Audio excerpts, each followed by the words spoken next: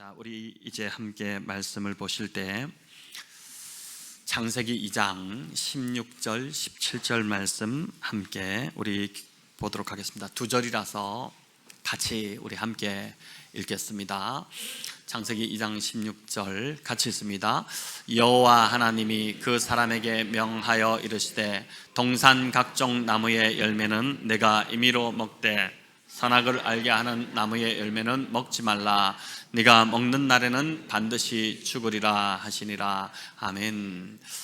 목사님, 오늘 추수감사절인데 본문이 좀 이상합니다. 왜 이런 본문을 하셨습니까? 이렇게 생각하실 분이 계실 것 같은데, 오늘 제목이 이제 감사로 아쉬운 마음을 다스리라 인데, 이 선악과 열매에 담겨 있는 감사의 코드를 저희가 함께 좀 발견해 가고자 합니다.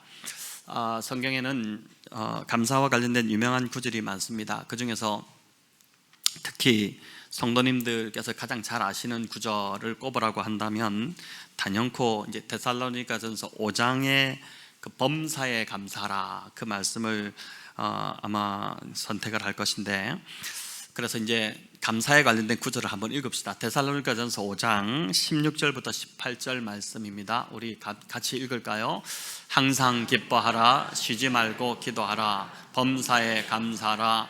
이것이 그리스도 예수 안에서 를 향하신 하나님의 뜻이니라. 아멘. 자, 너무 유명해서 이 말씀을 암송하시는 분들이 많으실 텐데, 이 본문을 헬라어 원문의 의미를 그대로 좀 살려서 옮겨보면 이렇게 이제 될 수 있습니다. 우리 이것도 한번 띄워봐 주시면 같이 읽겠습니다. 여러분 항상 기뻐해야 합니다. 쉬지 말고 기도해야 합니다. 그리고 무엇보다 특별히 범사에 감사해야 합니다.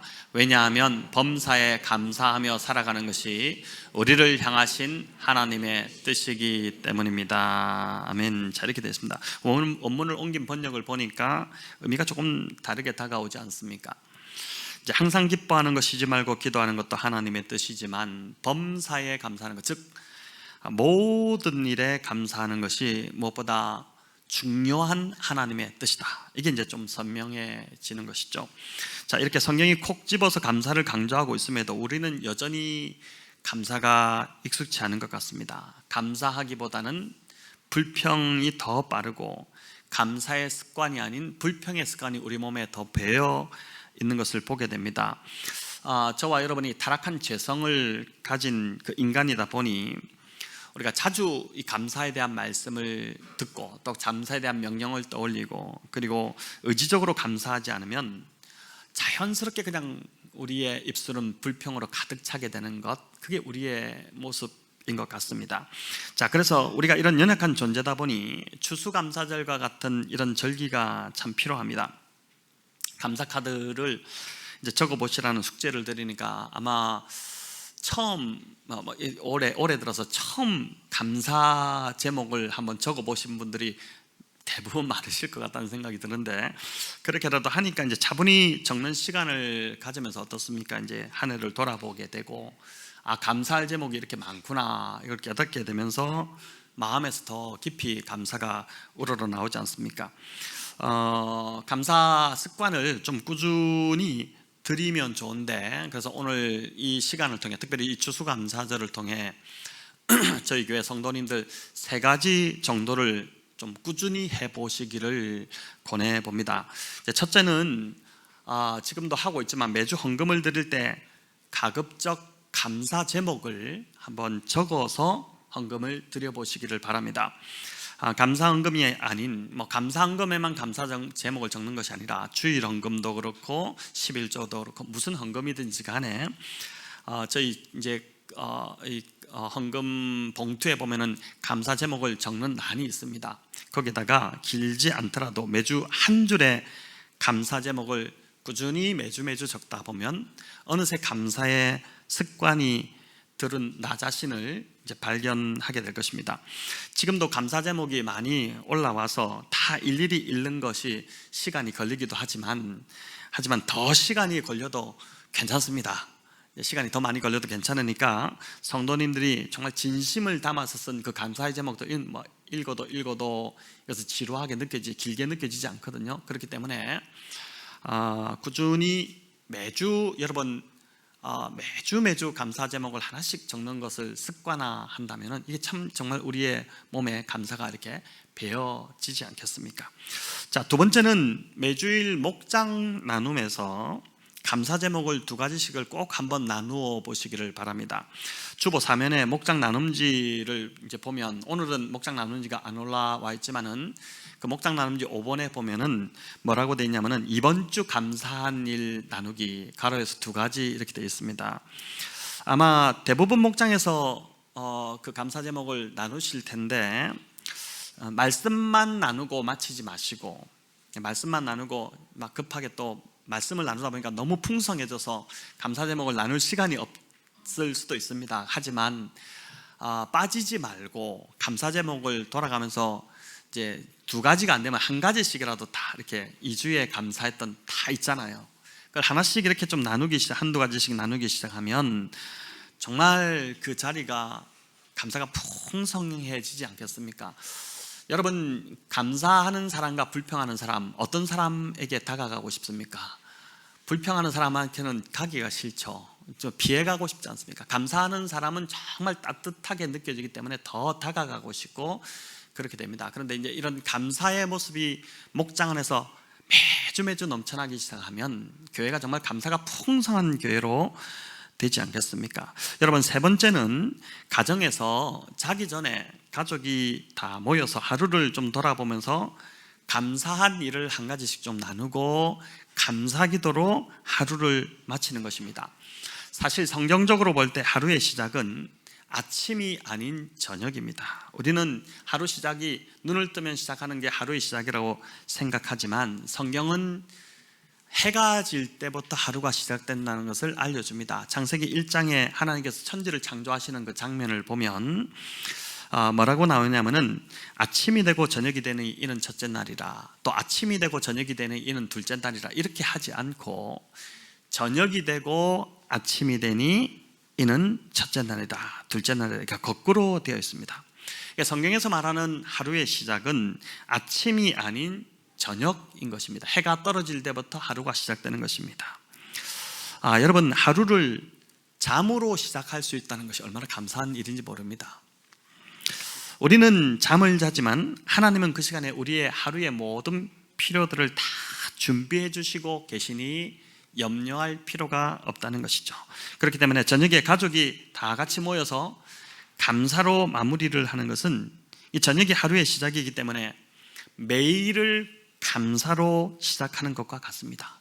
여러분, 그 감사하는 매일이 하루하루 계속 모여진다면 그것이 곧 우리의 삶이 되고 인생이 되어서 우리의 인생이 감사가 풍성한 인생이 되지 않겠습니까? 자, 그래서 세 가지 헌금을 드릴 때 첫 번째, 한 줄이라도 매주 감사의 제목을 한번 적어보시는 것을 훈련해 보시기 바라고, 또 매주일 목장 나누면서 빠지지 말고 모든 목원들이 감사의 제목들을 함께 나누고 그걸 또 듣고 그러면서 감사가 더 풍성해지고, 또 세 번째, 가정에서 하루를 마감하면서, 사실 성경적으로 볼 때는 하루를 시작하면서 감사로 시작하는, 감사로 마무리하고 감사로 시작하는 그런 저희 모든 성도님들 다 되시기를 바랍니다. 감사트리에 감사 카드를 다 적어서 이제 걸으셨는데 유치부 초등부 아이들이 쓴 감사가 무엇보다 제가 보니까 참 좋습니다. 매년 제가 이렇게 감사 제목들을 보면 우리 이제 어린 자녀들이 쓴 감사 제목이 참 신선하고 재밌습니다. 그래서 제가 몇 가지를 좀 읽어드리려고 또 뽑았는데, 아이들의 감사는 크지 않습니다. 여러분, 아주 작은 것, 사소한 것, 조그만 것에서 이제 감사할 이유를 찾아내는데, 저와 여러분도 참 그러면 좋겠다, 작은 것에서 좀 감사 제목들이 많이 생겨나면 좋겠다 싶습니다. 먼저 김유경 어린인데, 여러분, 이번 바자회 때 참 바자회의 그 결실이죠. 엄마하고 뒤늦게 왔다가 지금 유치부에 너무 유치부를 재밌어해서 아빠까지 유치부에 이제 나오게 되는 그런 일이 일어나고 있는데, 여기 뭐라고 적었냐면은 김유경 해서 선생님께서 젤리 주셔서 감사합니다. 보니까 젤리 그림도 너무 잘 그렸어요. 그런데 어떤 선생님일까 제가 생각해보니까 이제 아마 우리 이기쁨 간사님이 아닐까 이런 생각이 듭니다. 두 번째는 우리 이도영입니다. 이성민, 한혜빈 우리 성도님 가정 도영인데 여기 뭐라 적었냐면은 맛있는 과일을 주셔서 감사해요. 또 뽀로로 볼 수 있어서 감사해요. 이렇게. 평소 뽀로로 잘 안 보여주시나요? 자, 다음은 이제 유일의 감사 제목인데 우리 유준환 집사님, 오늘 찬양 인도하신 유준환 집사님, 이기쁨 간사님 가정인데 보니까 중장비 구조대 주셔서 감사해요. 자동차 탱크 주셔서 감사해요. 뭐 좀 약간 기도 감사 제목이 무섭습니다. 아팠는데 다 낫게 해주셔서 감사해요. 이래가 이제 몇 주 전에죠, 장염으로 입원까지 하고 고생을 많이 했는데 다 나아서 감사하다 이렇게 적었습니다.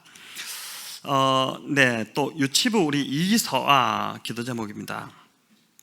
이제 보니까 집에서 좋을 때 이래가지고 몇 장을 적었는데 여기서는 집에서 좋을 때 첫 번째가 오빠랑 안 싸우게 해주셔서 감사해요.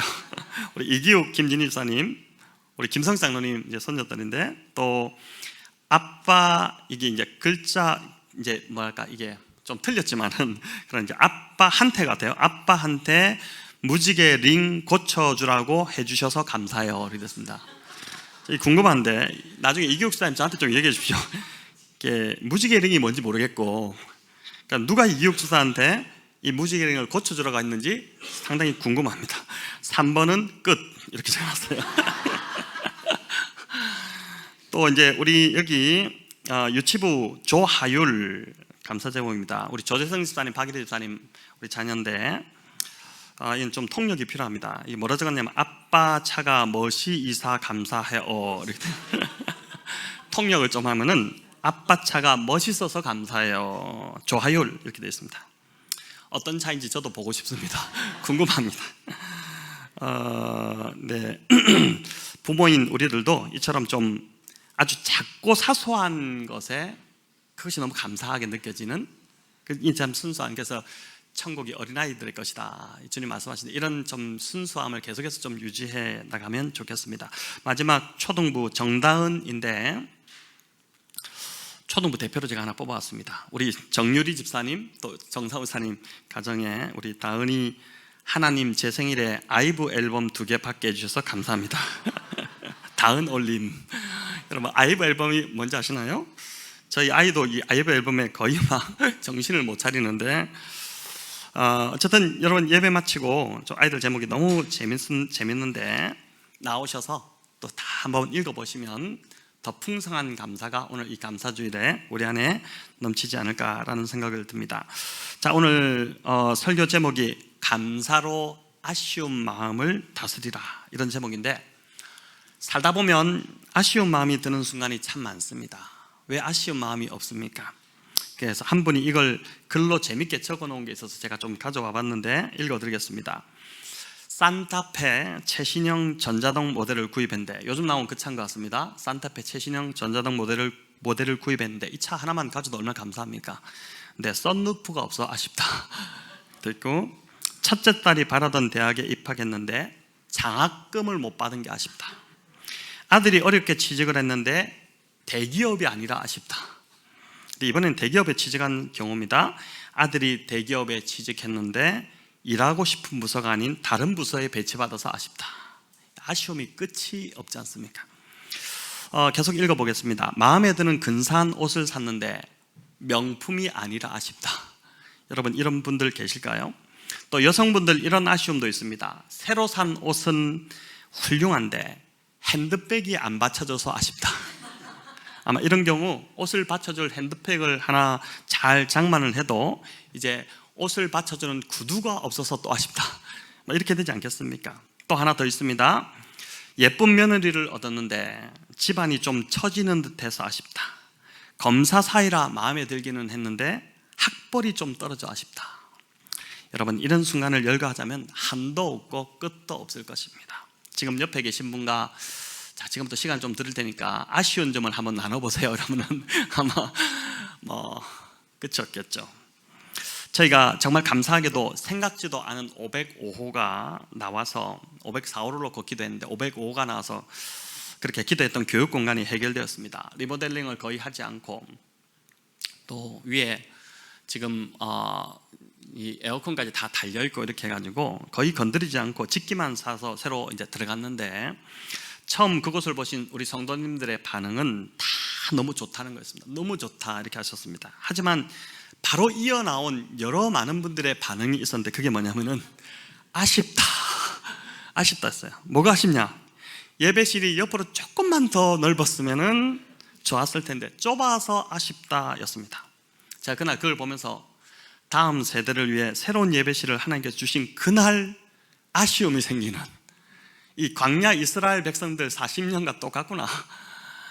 다 만나서 주셨는데 아쉽다 해서 매출하기까지 주셨는데도 또 불평하고, 그런 모습을 보게 되는 것입니다. 인생을 살면서 여러분 아쉬움이 없을 수는 없습니다. 누구나 다 아쉬움은 있습니다. 모든 걸 다 갖춘 인생은 없기 때문입니다.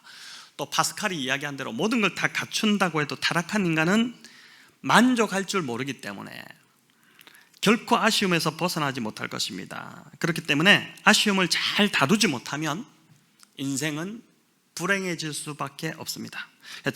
정채봉 작가라는 분이 쓴 이 글에 아쉬움을 제대로 다루지 못해서 낭패를 본 그런 예화가 나옵니다. 하나 제가 읽어드리겠습니다. 옛날에 왕의 머리를 깎던 이발사가 있었습니다. 큰 돈을 벌지 못했지만 왕의 머리를 깎는다는 자부심에 만족하며 일을 했습니다. 넉넉지 않은 수입이었지만 그 돈으로 행복한 가정을 꾸려나갔고 작은 일에도 기뻐하고 감사할 줄 아는 사람이었습니다. 그런데 어느 날 집으로 가는 길에 한 유령을 만났는데, 유령을 만났다고 합니다. 이 이야기죠. 귀에 솔깃한 제안을 해왔습니다. 황금이 담겨있는 7 항아리를 이 유령이 가지고 있는데 원하면 주겠다는 것이었습니다. 다른 아무 조건이 없었습니다. 단지 원하기만 하면 주겠다고 했습니다. 그러면서 집으로 돌아가서 창고를 열어보라고 했습니다. 이발사는 흔쾌히 그 제안을 받아들였고 기대하는 마음으로 집으로 달려갔습니다. 집에 도착한 이발사는 창고 문부터 열었는데 정말 거기에는 7개의 항아리가 있었습니다. 황금이 정말 들었을까 궁금했던 이발사는 급히 항아리 하나를 열었는데 거기에는 놀랍게도 황금이 입구까지, 그 항아리 가득 황금이 차 있었습니다. 신이 난 이발사는 남은 항아리들도 다 열어보았습니다. 그런데 정말 이상하게도 6번째 항아리까지는 황금이 가득 차 있었는데 마지막 7번째 항아리에는 황금이 절반만 차 있었습니다. 그 항아리를 보는 순간 이발사의 마음에 아쉬움이 가득 차기 시작했습니다. 그는 아쉬움을 채우기 위해 집에 있는 귀중품을 다 내다 팔아서 황금을 샀고 그것으로 항아리를 채웠는데 여전히 항아리는 채워지지 않고 절반밖에 없는 상태로 있었습니다. 이제 이발사는 작정하고 허리띠를 졸라맵니다. 먹는 것과 쓰는 것 모든 것을 다 줄여서 황금을 사들였고 그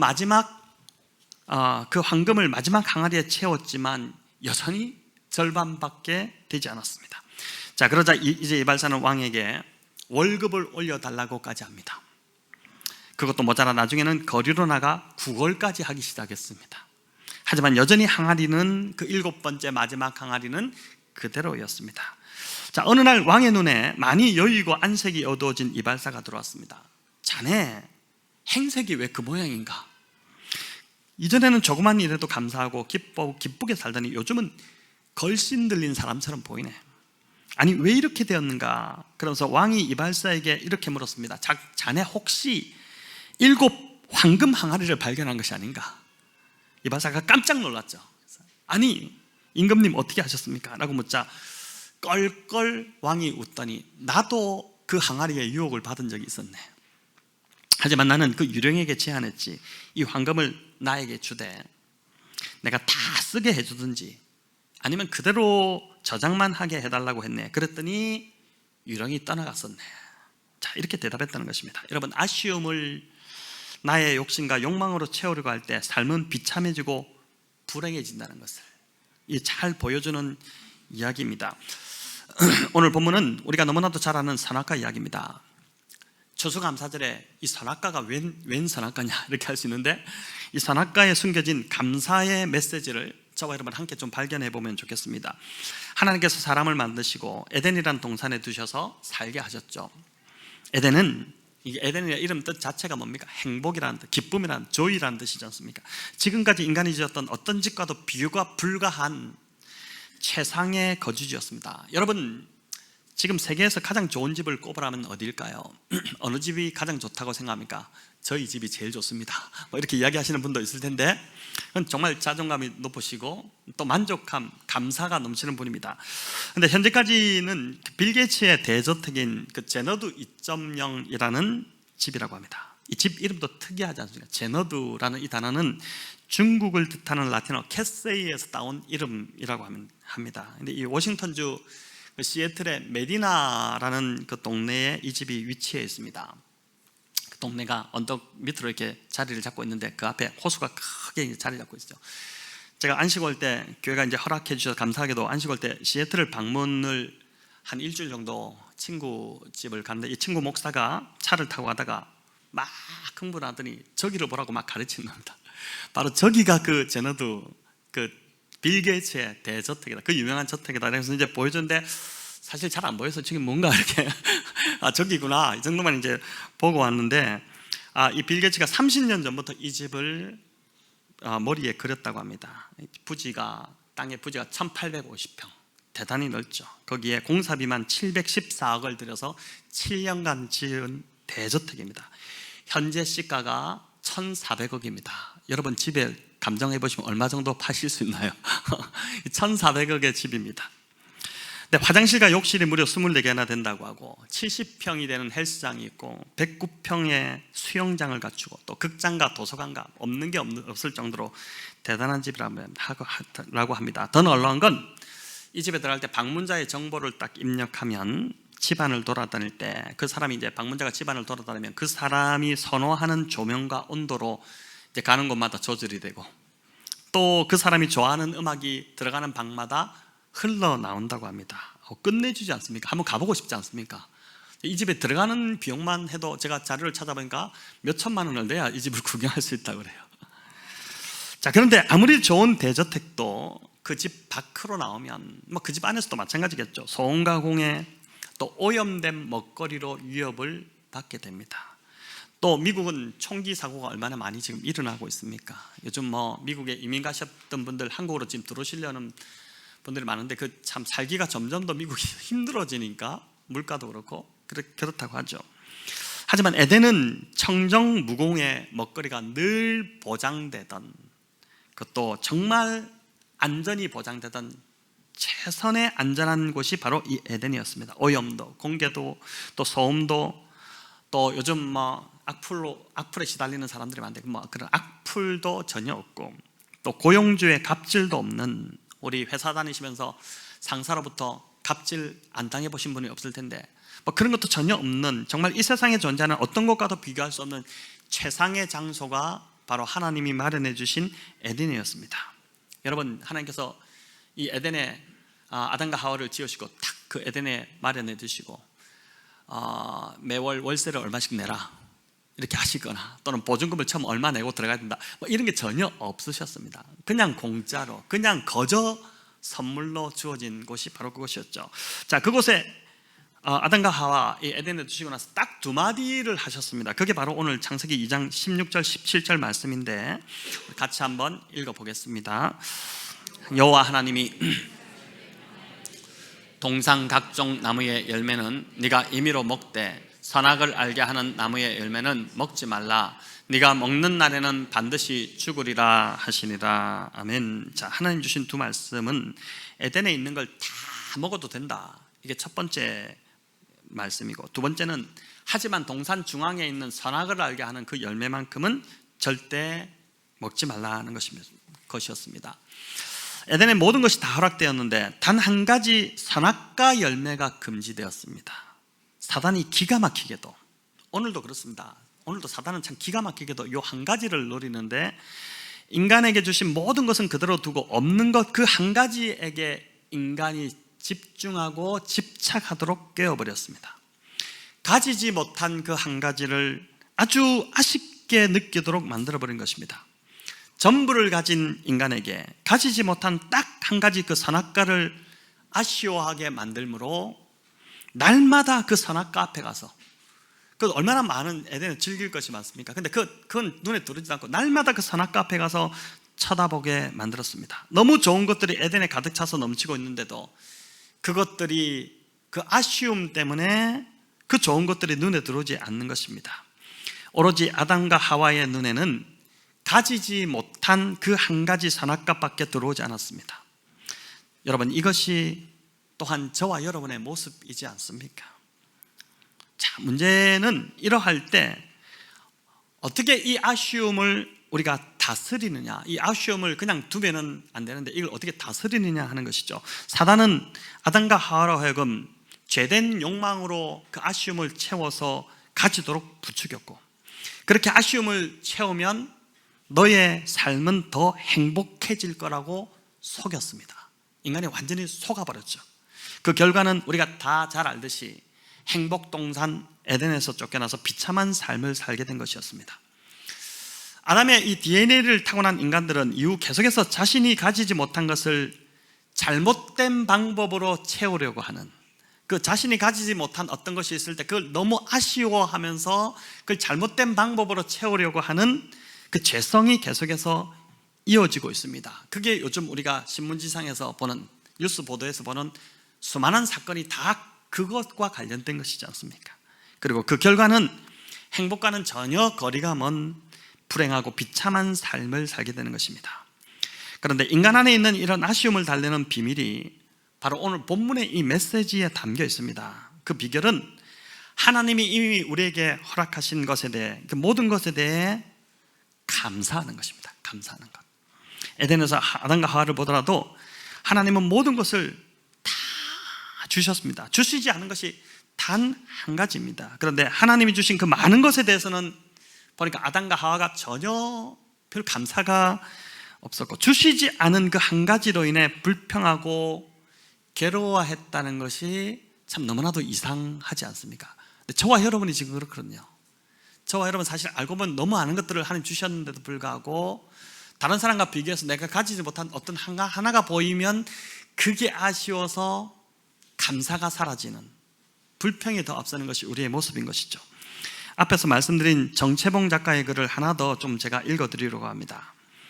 옛날에 자기가 늘 불행하다고 생각하며 사는 늘 불행이라는 사람이 있었습니다. 이름도 참 재밌죠.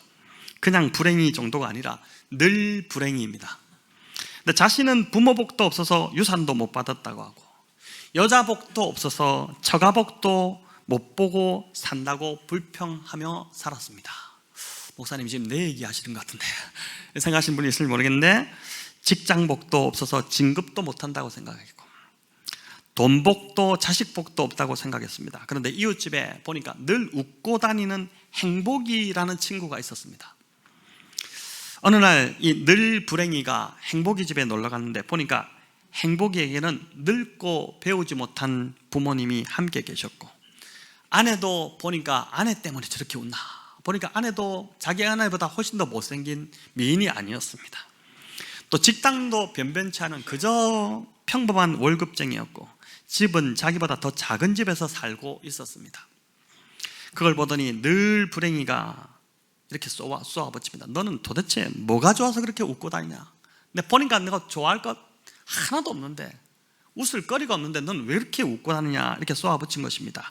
자, 그 말을 듣고 행복이가 늘 불행이의 손목을 잡고 길 건너편에 있는 병원으로 데리고 갔습니다. 수술실 앞에는 초조해하는 사람들이 있었습니다. 우리 수술실 앞에서 한번 다들 이런 경험이 있으실 텐데, 병실 침대 위에 누워 앓고 있는 사람들, 자동차 사고로 의식불명이 되어 들어온 사람들, 또 온갖 링거 주사 바늘을 꽂고 있는 사람들, 또 환자들이 있었고, 또 휠체어 타고 다니는 환자들, 또 영안실에서 새어나오는 울음소리를 보고 듣게 된 것입니다. 병원을 나오면서 행복이가 이렇게 말합니다. 늘 불행이야. 우리에게는 저들에게 없는 건강이 있으니 그게 감사하고 행복한 거지. 날 걱정해주는 사랑하는 아내와 귀여운 자녀들이 있고, 작지만 머리 둘만한 내 집이 있으니 왜 행복하지 않겠어? 자, 이 말을 하자 늘 불행이가 고개를 숙인 채 가만히 듣고 있었고, 행복이는 더 말을 이어갑니다. 나는 불평스러운 마음이 일 때마다 숨을 크게 쉬어본다. 공기가 없다면 죽을 거야. 그런데 공기가 있잖아. 그것도 공짜야. 마음껏 들여 마셔도 돼. 마찬가지로 없는 것보다 있는 것을 생각하면 마음의 평화가 찾아와.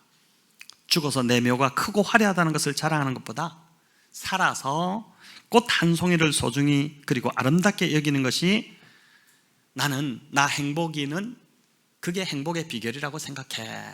이렇게 이야기를 했다는 것입니다. 성도 여러분, 우리가 얼마가 있든지 간에 있는 것을 감사하고 즐기면 바로 그 사람이 행복한 사람이고, 많은 것을 가졌음에도 불구하고 없는 것을 찾고 아쉬워하면 불행해진다는 것이 바로 이 선악과가 주는 감사의 메시지인 것입니다. 아담과 하와에게 하나님께서 전부를 주셨던 것처럼 사실 저와 여러분에게도 하나님은 이미 전부를 주셨습니다. 우리를 죄에서 구원하시기 위해서 하나님 자신이신 독생자 예수 그리스도께서 우리를 위해서 이 땅에 오셔서 전부를 다 주셨지 않습니까? 생명을 주시는데, 생명을 주셨으면 전부를 주신 것이지 않습니까? 우리가 예수님으로 인해 가장 좋고 중요한 구원을 얻은 자들인데 아쉬워할 게 더 무엇이겠습니까? 최고의 선물을 우리가 받았는데 뭘 더 여러분 원하시겠습니까? 감사라는 한자를 풀이해 보니까 참 재밌습니다. 감사 한자를 한번 띄워봐 주시면은 뜻이 뭐냐면 마음을 다해 말로 표현하는 것입니다. 마음을 말로 표현하지 않으면 사실 여러분 감사한지 몰라요. 그래서 오늘도 마치 좀 많이 서로서로에게 감사를 표현하시면 좋겠습니다. 사랑도 표현하기 전까지는 사랑이 아니다, 그런 말이 있듯이 감사도 마찬가지인 것 같아요. 추수감사주일 이미 우리에게 베풀어 주신 그 은혜에 감사하시고, 무엇보다 예수님을 주셔서 영원한 생명을 우리에게 주신 하나님 아버지께 마음을 다해 말로 표현하시는 우리 복된 성도님들 다 되시기를 우리 주님의 이름으로 축원합니다.